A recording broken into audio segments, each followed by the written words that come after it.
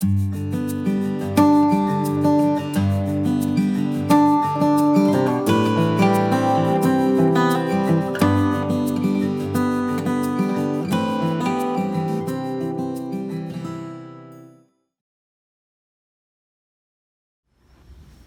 Jinny Beyer. This is the 5th lesson in my series on working with border print fabrics. This time, you're going to see how to create the illusion of curves with a border print.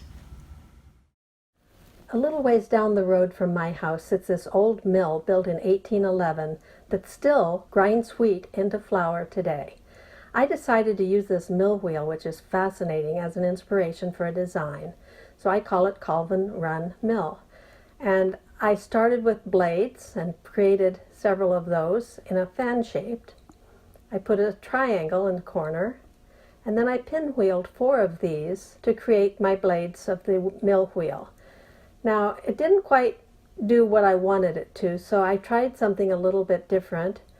I've introduced you in previous lessons to the mini stripe fabric, and I decided to cut up the blade with this, slice it with a little section of the mini stripe.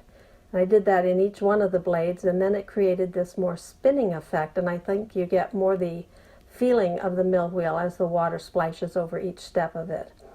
I decided also to use that mini stripe in the center. You saw how to do this in lesson 1 of this border print series. This is my design Colvin Run Mill, and it gives the illusion of curves with a border print. Here you see the difference without the border print on the left and with it on the right. Now, when people look at my quilt windows, one of the first things they often ask me is, how did you take this straight border print and create a curved effect? So that's an interesting thing, and it's not as difficult as you might think, so I'll kind of step through it for you. First of all, you have to understand that the quilt is divided into eighths. It's sort of based on 8 divisions, and then smaller divisions within that. So I had 8, and then I multiplied that times 4 and got 32 more spokes going out. Now look between each of those spokes as they hit that first border print fabric. You'll see in there 32 identical pieces, all exactly the same. So the way you do that is you take your center circle and then you measure outwards the width of the border print that you're going to insert in there and make another circle. And this creates wedges. So here you see this wedge. So instead of a curved piece at all, it's straight lines going across the bottom and across the top. You move out to this outer circle working with the border print, and you've got smaller wedges. Instead of 32, I now have 128 going around the outside of this larger circle.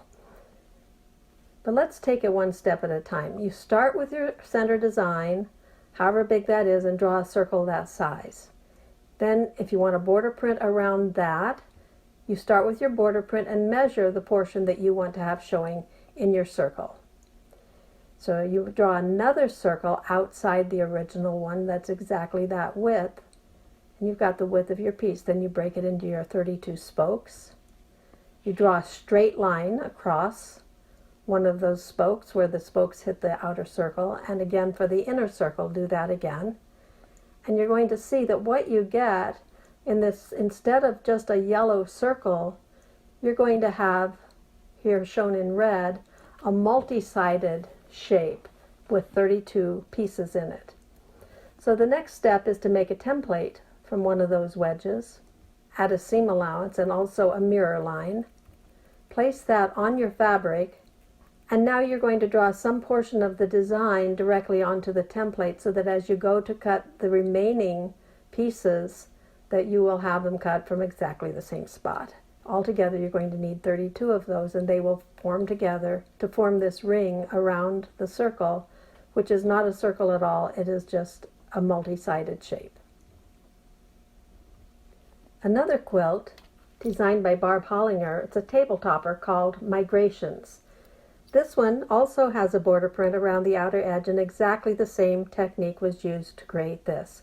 The main part of the quilt is divided into 6 wedges, and within that circle you can see each of those wedges as a foundation piece sewing technique. Out from that circle you have the wedges for the flying geese and also for the border print.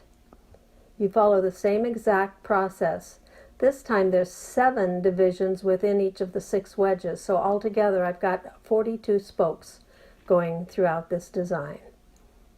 So you would piece it into these wedges, which are also foundation pieced. But you have instructions to cut the border print, all 42 of them, from exactly the same place on the design. So I hope you've found this interesting to see how you can create a curved illusion from working with border prints. Until next time, see